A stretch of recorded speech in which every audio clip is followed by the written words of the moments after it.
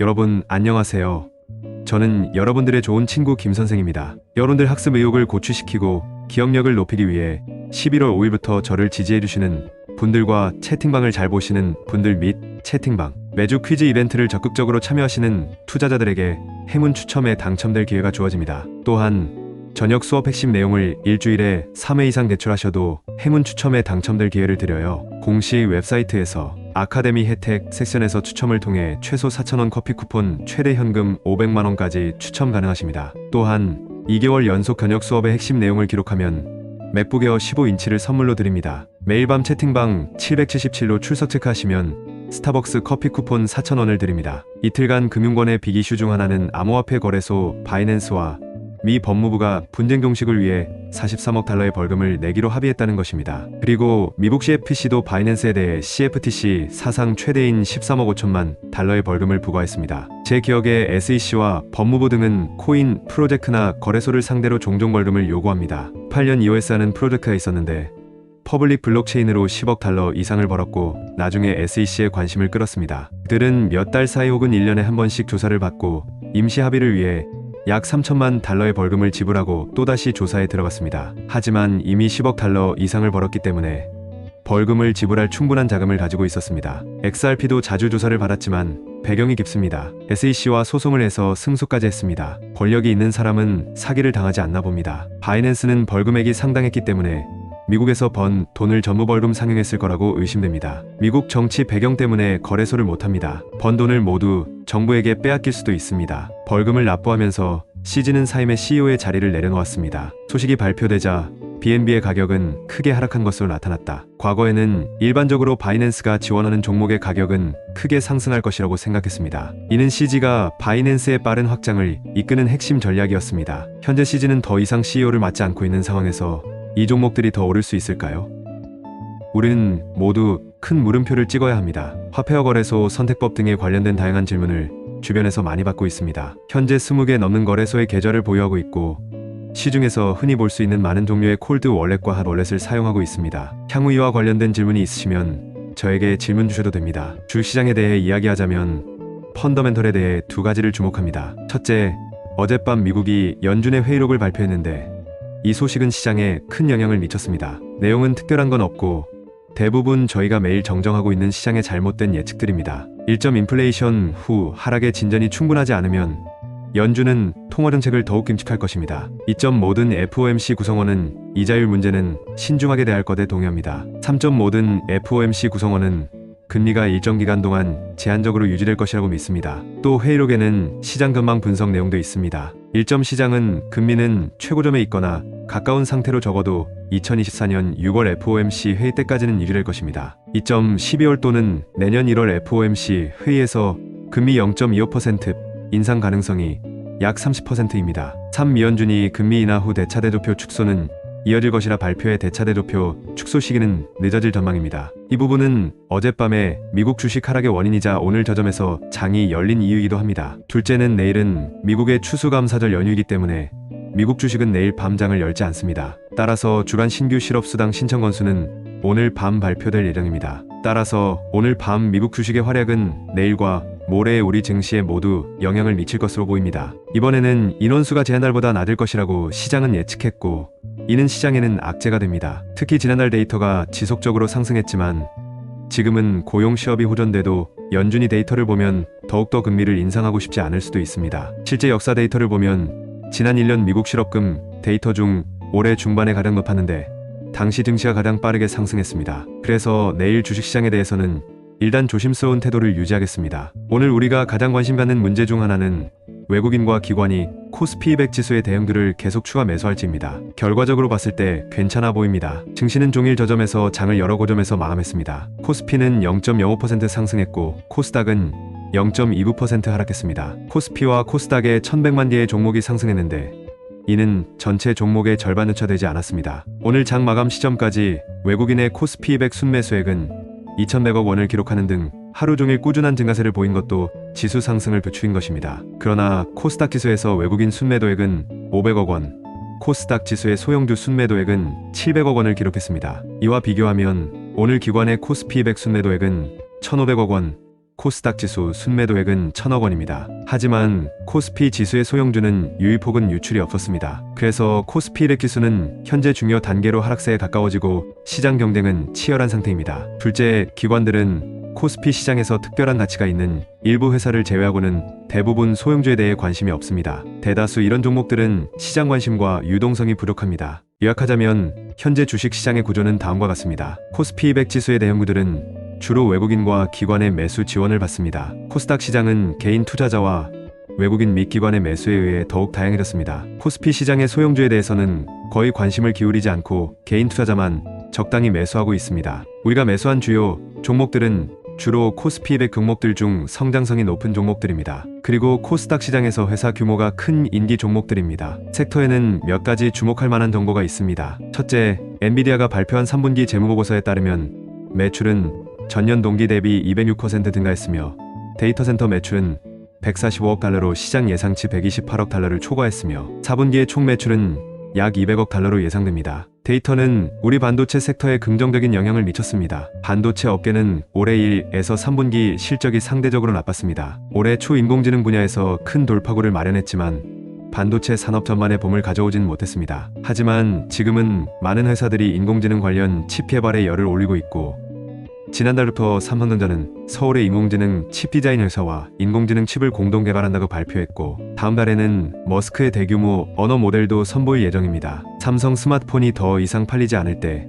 인공지능으로 돈을 벌 것입니다. 두 번째는 최근 조선업이 상승세를 타고 있는데 이는 부분적으로 외국인과 기관이 코스피 200 지수 보유량을 증가시킨 영향입니다. 일부 대형 조선사는 지수에 직접 편입돼 패시브 자금 유입을 유도하고 있습니다. 한편 시장에서는 조선업 전반에 대한 전망이 낙관적이어서 4분기와 내년에도 업황 전반의 실적이 회복될 것으로 전망하고 있습니다. 그러나 조선업은 상대적으로 성장할 여지가 제한적이기 때문에 지금까지 배운 대로 우선 시장이 회복되고 활황기에 있을 때 주식을 선택해야 합니다. 그런 다음 좋은 추세를 가진 회사를 선택하면 됩니다. 하락세 주식을 선택하진 마세요. 그런 다음 등락에서 벗어나 거래량이 증가하게 되면 매수를 고려하면 됩니다. 이 방법은 매매가 더 쉽고 좋은 시세를 잡을 수도 있습니다. 그런데 충격 비용을 감안해야 합니다. 즉, 제가 원래만에 사려고 했는데 거래량이 많고 시장에 만으로 주식을 저한테 팔지 못하면 저는 10,100으로 사야 합니다. 100을 더 지불하게 되는 거고요. 이게 바로 충격 비용입니다. 우리 커뮤니티의 규모가 비교적 큰 상황에서 구체적인 매매 전략은 나중에 여러분께 공유드리겠습니다. 물론 모든 사람이 참여하려면 서로 협조해야 합니다. 다음으로 오늘 중점을 둔 몇 개의 주식을 먼저 살펴보겠습니다. 우선은 이오테크닉스 039030입니다. 왜 이 종목일까요? 당연히 추세가 좋고 주가가 계속 오르고 있기 때문입니다. 사실 주가 상승은 종종 제가 특정 종목에 관심이 생기는 첫 번째 이유이며 시장에 있는 많은 똑똑한 사람들이 어떤 호재나 가치를 주가를 통해 직접 표현할 수 있습니다. 현재 이 종목은 코스닥 시가총액 18위를 기록하고 있으며 주가 흐름은 건전합니다. 주봉에서 볼 수 있듯이 주가가 1년 이상 지속적으로 상승했음을 알 수 있습니다. 이 회사가 상장된 지 20년이 넘었기 때문에 지금 이런 상승세는 단기적인 주가 상승보다는 회사 가치에 따른 것이라고 볼 수 있습니다. 그들은 레이저 응용 기술에 종사하고 있으며 레이저는 많은 디지털 제품에 사용되지만 대규모 생산이 어려운 산업입니다. 디지털 제품을 만드는 기업 입장에서는 레이저 생산 라인을 따로 만드는 것은 어렵고 불필요합니다. 레이저 생산을 전문으로 하는 업체에 아웃소싱하면 훨씬 편리합니다. 그래서 이오테크닉스 주가도 디지털 상품이 뜨고 발전하면서 지난 20년 동안 대폭 상승했습니다. 기술적인 면으로 볼 때도 괜찮아 보입니다. 일봉에서 현재 노란색 구역은 주가 변동을 결정하는 주요 구간이며 이는 9월 하락에서 비롯됩니다. 하지만 최근 시세가 크게 올라 구간 상단 18만에 먼저 닿은 뒤 큰 사이클의 상승세로 인해 등락 교정을 거쳐 상승할 것으로 예상됩니다. 이러한 추세는 직접 참여하기에 매우 적합합니다. 그래서 저는 이 주식을 관심 목록에 추가할 것입니다. 두 번째는 SK스퀘어 402,340여 앞서 말씀드린 바 있습니다. 오늘 다소 하락했는데 주요 원인은 새로운 고점을 기록했기 때문입니다. 금일 최고가는 49,550이지만 5만 정수 가격까지는 조금 차이가 있습니다. 우리는 5만이 저항 위치라고 확신할 수 있는데 첫 번째 접근에 큰 하락을 했고 두 번째 접근에 현재 소폭 하락을 했고 아직 이 선을 넘지 못했습니다. 주가가 5만 원을 돌파하면 상승할 공간이 커집니다. 그러나 저는 모든 사람이 함께 주식을 사는 것을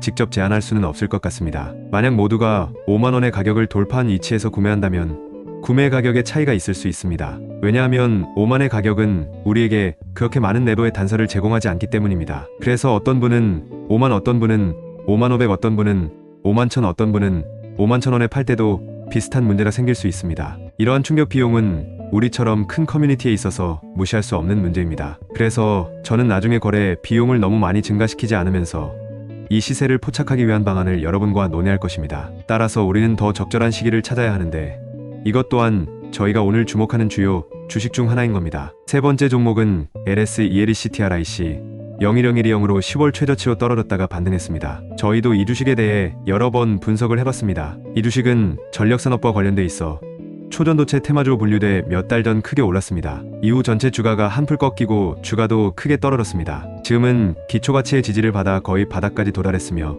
새로운 만등 장세가 시작되었습니다. 중장기 추세로 볼 때 60과 120 이동평균선에서 데드크로스가 나타나는 작은 문제가 있습니다. 따라서 시세가 더 큰 사이클에 요동치는 시세로 전환될 수 있습니다. 따라서 이번 반등 이후 보유 주식의 예상 목표는 대략 9만에서 10만 사이입니다. 이 목표를 달성한 후에는 시세가 다시 요동칠 수 있기 때문에 나중에 시세가 먼저 올랐다가 내렸다가 다시 오를 수 있습니다. 오랫동안 유지하다 보면 기초가치가 서서히 작용해 주가가 다시 오를 수 있습니다. 저희는 주식의 기초가치와 정서주기를 자주 분석하는데 장기 주식의 경우 기초가치가 더 중요하고 단기 주식의 경우 정서주기가 더 중요합니다. 따라서 회사의 기초가치는 충분히 지지하겠지만 단기적으로는 시장 정서가 충분하지 않습니다. 그리고 장기와 단기는 저희의 장기 자산 관리와 단기 수익 목표를 결정합니다. 어젯밤 많은 분들이 먼저 저를 찾아와 자신의 의견을 밝혔고 많은 분들이 시장에 대해 막막함을 느끼고 장기와 단기를 모두 하고 싶었지만 어디서부터 손을 대야 할지 몰랐다고 합니다. 그래서 한편으로는 장기적인 자산 관리에 있어 보다 개인화되고 맞춤형의 지분 분석이 필요하며 또 다른 한편으로는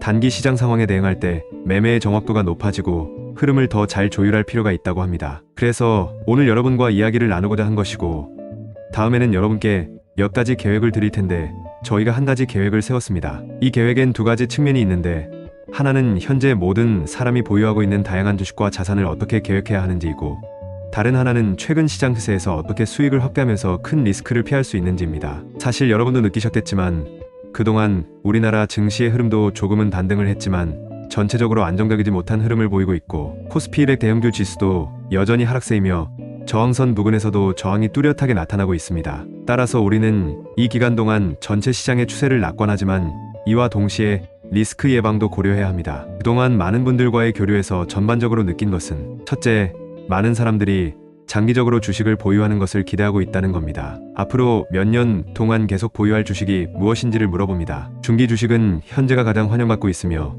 저희가 최근에 언급한 주식은 많은 사람들이 기본적으로 관심을 가지고 있으며 심지어 이미 매수한 것입니다. 이에 비해 단기적인 측면은 현재 상대적으로 활성화되지 않고 있습니다. 물론 이 비활성화는 그저 입에 달린 말로 실제 사람들은 주식을 며칠만 갖고 있으면 팔아버리려고 합니다. 예를 들어 2차전지 분야의 경우 많은 분들이 주식을 보유하는 데에 있어 인내심을 보이는데 그들은 장기 주식을 보유하고 싶어하며 심지어는 2에서 3년에 한 번 거래하는 것을 원합니다. 하지만 이 방식에는 한 가지 문제가 있는데 결국 수중에 남아있는 주식은 대부분 적자가 난 주식이라는 겁니다. 흑자를 보는 주식을 장기간 보유하는 경우는 드뭅니다. 즉 많은 분들의 마음가짐은 이 두 분류로 나뉘게 되는 겁니다. 첫째는 중기 주식을 보유해 한 변동기간 내에 이익을 내려고 하지만 이익을 낸 뒤에는 손실을 두려워해 빨리 팔려고 하는데 실제로는 손실을 본 뒤에는 주식을 추가 매수해 예상보다 오래 주식을 보유하게 되는 경우입니다. 둘째, 장기 주식에 대해 문의해보고 한 번의 노력으로 평생 이익을 얻으려고 하는 경우입니다. 구체적으로 그렇게 오래 보유할 수 있는 건지는 잘 모르겠습니다. 제가 보기에 자산을 유하는 것은 사람들과 어울리는 것과 비슷합니다. 장기 주식이나 장기 투자 자산을 보유하는 것은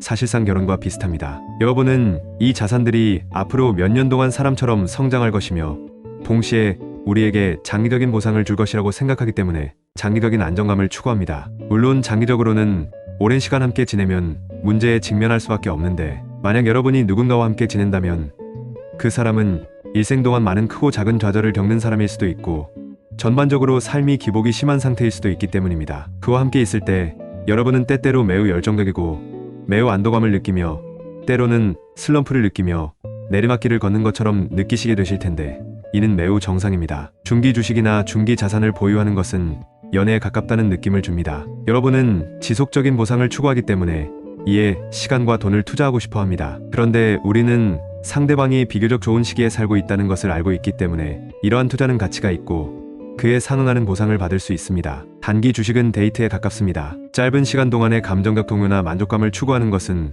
물론 다른 직접적인 이해관계가 걸려있는 활동일 수도 있습니다. 많은 분들이 겪는 문제는 연애를 하고 싶다는 것입니다. 결국 가고 나면 돈을 벌게 될 것 같아서 상대방이 자기한테 돈 달라고 선물을 달라고 할까봐 걱정합니다. 주식 이윤의 철수. 하지만 계속 잠을 못 자고 많은 돈을 대면 비용 부담 때문에 오히려 상대방과 오랫동안 얽매이게 됩니다. 장기적으로 주식이나 자산의 물림? 많은 분들이 2차전지 주식을 보유하고 있다는 것을 여러분도 아실 텐데, 이 주식을 처음 샀을 때 그 주식이 상승기에 있었을 수 있고 여러분에게 많은 긍정적인 피드백 및 수익을 가져다 줬을 수도 있습니다. 하지만 시간이 흐를수록 후광은 사라지고 인생에서 좌절을 겪으며 여러분은 기존의 단기 계획을 장기적인 약속으로 바꿀 수도 있는데, 그럼 결혼처럼 여러분은 그 주식에 물리게 됩니다. 그렇다면 이런 주식은 사실 우리에겐 적어도 중단기적으로는 부담을 가져올 겁니다. 우리가 이런 주식을 계속 보유해야 할지 아니면 잠시 매도해버려야 할지, 이에 대해 많은 분들의 문의가 있었습니다. 따라서 전반적으로 여러분의 지분 보유에 대해 분석할 때